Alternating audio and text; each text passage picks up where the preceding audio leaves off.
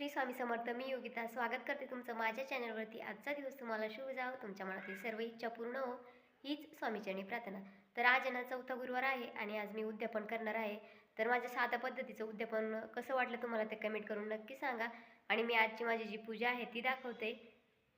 बघू शकता तुम्ही, ही अशी साधी आणि सिंपल अशी पूजा मांडलेली आहे. आणि आता नैवेद्यासाठी ना मी स्वयंपाक बनवायचा आहे मला. तर अजून कुमारिका पण बोलवायच्या आहे. तर त्यांना बोलावल्यानंतर मी पूजा कशी करते ते तुम्हाला दाखवते. तर चला आता कुमारिकांना मी बोलवून आणते आधी. केलं. तर आता ना मी उंबरठा लेपन करून घेत आहे.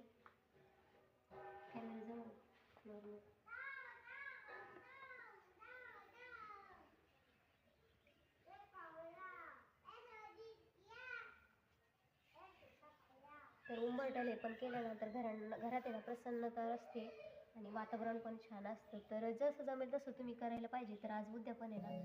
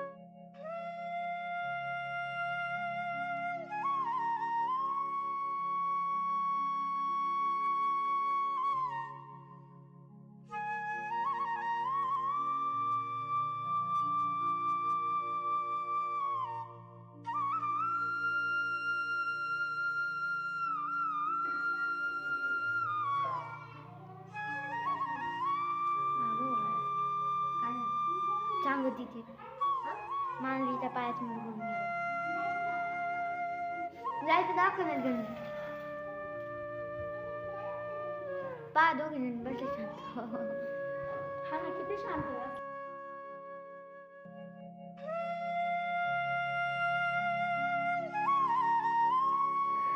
तर इथे मी उंबरठा पूजन करून घेतलेला आहे. मस्त असा दिवा लावलेला आहे. तर तुळशीपाशी लावायचा होता, तर तिथे ना वारं खूप होतं, त्यामुळे दिवा राहत नव्हता. तर इथे मी जी रांगोळी आहे तिथंच हा दिवा जो आहे तो लावलेला आहे, तुम्हाला दिसत असेल. आणि छान असं आता आपली जी रांगोळी आहे ती झाली होती. तर मला ना इथं जी कन्यापूजन करायचं होतं त्यासाठी वेळ होता आणि मुली येत होत्या, पण एवढ्यात माझी एक मैत्रीण आली आणि तिलाही सुवासनं म्हणून मी जे उद्यापनाचा मान आहे तो दिलेला होता. तर तुम्हाला पुढं व्हिडिओमध्ये बघायलाच भेटेल. तर तिलाही मी हळदी कुंकू लावले आणि जे मान आहे तो दिलेला आहे. तर एक सुवासनी भेटणं या दिवसाचं म्हणजे खूपच महत्त्व आहे. तर आता कसे कामाचे दिवस चालू आहे शेतामध्ये, त्यामुळं सुवासनी काही भेटते नाही.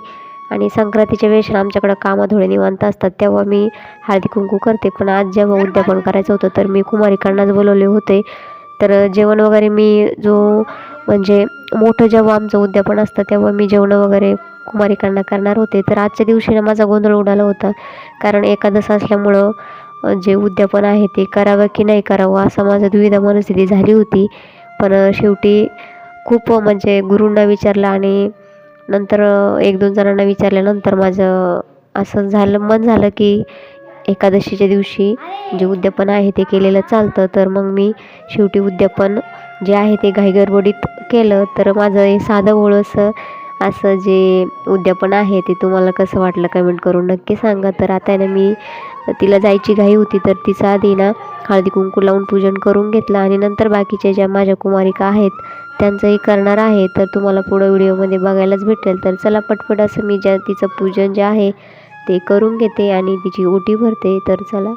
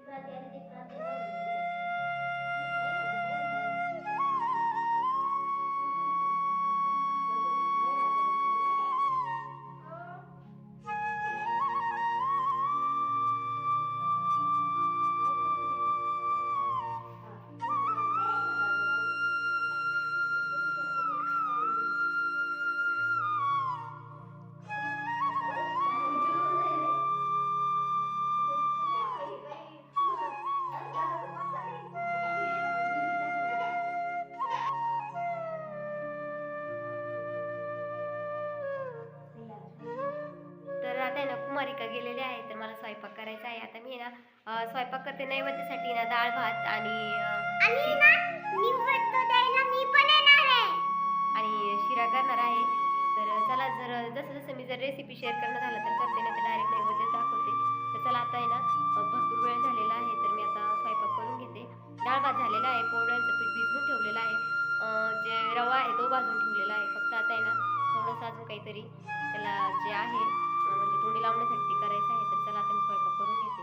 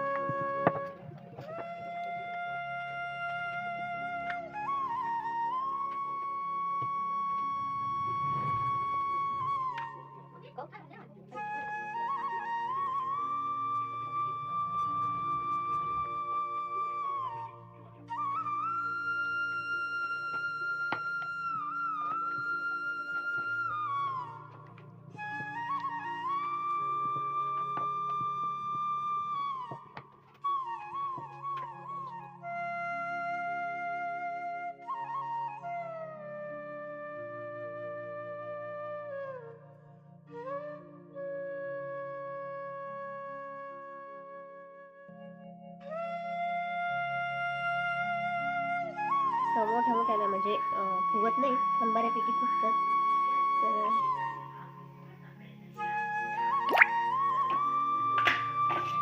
इथे ज्या पोळ्या आहेत त्या माझ्या झाल्या होत्या आणि इथं मला आहे ना भाजी करायची होती. तर मी आता इथं वड्याची भाजी, सुकी भाजी करणार होते. तर वडे मस्त छान असे तेलामध्ये भाजून घेतलेले आहे. आणि इकडं मला आहे ना प्रसादासाठी रवा करायचा होता. तर रवा आधीच मी भाजून घेतलेलं होतं, तुम्हाला सांगितलं होतं. तर एक साईडला आहे ना मी थोडंसं जे पाणी आहे ते गरम करायला ठेवलं होतं, म्हणजे आपला गरा आहे तो करण्यासाठी. तर आता वडा म्हणजे कसं पटपट असं मला स्वयंपाक करायचा होता.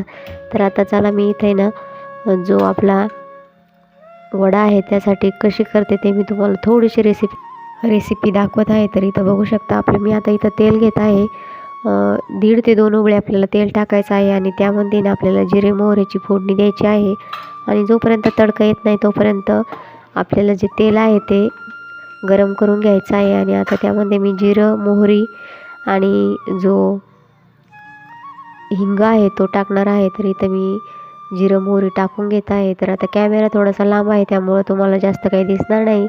तर पटपट असा मला स्वयंपाक करायचा होता. तर कारण मला आहे ना असा व्हिडिओ करायला जमतं, पण जो रेसिपीचा व्हिडिओ आहे ना तो करण्यासाठी ना मला जास्त म्हणजे अशी कोणाची मदत भेटत नाही, त्यामुळं मला जमतच नाही. तर आता इथे मी लसूण घेतलेला आहे आणि त्याचा छान असा थोडासा ना जो लसूण आहे आपल्याला ठेचून घ्यायचा आहे, म्हणजे त्याचा स्वाद जो आहे तो छान लागतो. तर आता इथे मी लाल तिखट टाकत आहे, थोडीशी हळद टाकायची आहे.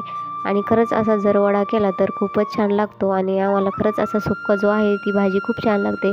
तर हिची भाजी ना कांदा घालून पण आपण करू शकतो. कांदा जर टाकला ना छान असा लालसर होईपर्यंत परतून घ्यायचा आहे आणि त्यात लाल तिखट टाकून तीही भाजी खूप छान लागते. पण आता जर आपल्याला पटपट करायची असेल आणि वेळ कमी असेल तर ही भाजी एकच नंबर. तर आता इथे ना आपण आता पाणी घेतलं आहे. मी 1 ग्लास जो छोटा ग्लास आहे तो पाणी टाकत आहे यामध्ये आणि चवीनुसार आपल्याला मीठ टाकायचं आहे. तर इकडं आपला गरा छान असा भाजलेला होता. तर आता पाणी गरम झालेलं होतं, आपल्याला रवाही करायचा होता. तर आता इकडं उकळी येईपर्यंत आपल्याला जो रवा आहे तो बघून घ्यायचा आहे. आणि त्यामध्ये आता मी थोडंसं पाणी टाकते. आता दूध आहे ना आमचं कसं घरची गाय होती, तर ती दूध काय देत नाही आणि उकडाचं दूध कसं असतं तुम्हाला माहीत आहे, ते काही पुरत नाही. तर आता इथं मी पाण्याचा शिरा करणार आहे.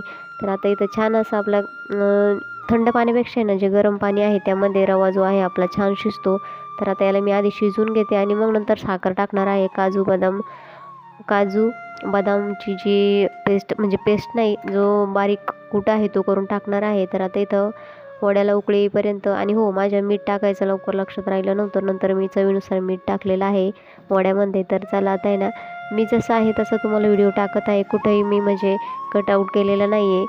आणि आता इथं छान असा आपला शिरा झालेला आहे आणि आपल्या वड्याची जी भाजी आहे तिलाही उकळी आलेली आहे. आता उकळी आल्यानंतर जे वडे आहे ते आपण यात टाकायचे आहे. जर तुम्ही जास्त म्हणजे जे आपण पाणी ठेवलेलं आहे किंवा जे आधण ठेवलेलं आहे त्याला उकळी येऊन दिली नाही तर जो आपले वडे आहे त्याचा गाळ होतो आणि इकडं मस्त असा आपला शिरा झालेला आहे.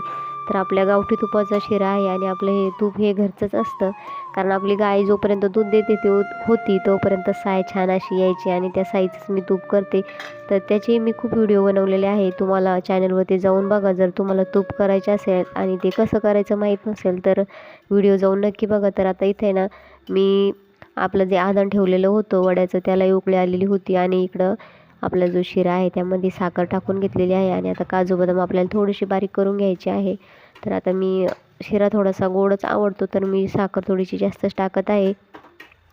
आणि अशा पद्धतीने शिरा जर केला तर खरंच खूप छान असा होतो आणि नक्की तुम्ही करून बघा. तुम्ही कशा पद्धतीने शिरा करता तेही मला कमेंट करून नक्की सांगा.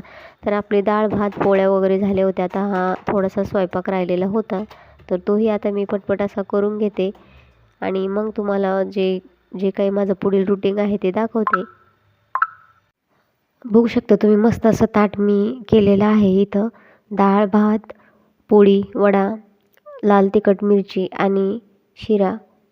तर चला इथे ना मी ताट केल्यानंतर आता इकडं नैवेद्य घेऊन आलेला आहे. आता छोटासा नैवेद्य केलेला आहे तो मी ना इथं फोटोपाशी ठेवल्यानंतर तो जो नैवेद्य आहे तो आपल्याला गाईला द्यायचा असतो आणि जे ताट केलेलं आहे ते आपण स्वतः घ्यायचं असतं. तर इथे मी सर्व झालं होतं पण माझी ना जी पोथी आहे ती म्हणजे वाचायची राहिली होती. तर मी आता नैवेद्य दाखवून घेतला होता आणि आता छान अशी ना जी पोथी आहे ती वाचून घेते आणि पोथी वाचल्यानंतर मग मला उपवास सोडायचा आहे. तर चला माझी पूजा कशी होती तेही मी तुम्हाला दाखवते आणि तुम्हाला माझे व्हिडिओ कसे वाटतात ते कमेंट करून नक्की सांगा. आणि वड्याची भाजी आहे. तर छान अशी मी साधी आणि सिंपल अशी पूजा इथं मांडलेली आहे तुम्हाला दिसत असेल. आणि आज एकादश होतं तर कसं होतं ना एकादशीचं जे उद्यापन आहे ते करावं की नाही करावं असं चाललं होतं. पण भरपूर मग मी म्हणजे गुरूंना विचारल्यानंतर आणि 1-2 व्हिडिओ बघितल्यानंतर माझ्या लक्षात आलं की ज्यांना एकादश आहे त्यांनी जो उद्यापन आहे ते करायचा पण उपवास नाही सोडायचा. जी द्वादश आहे त्या द्वादशीला उपवास सोडायचा आहे.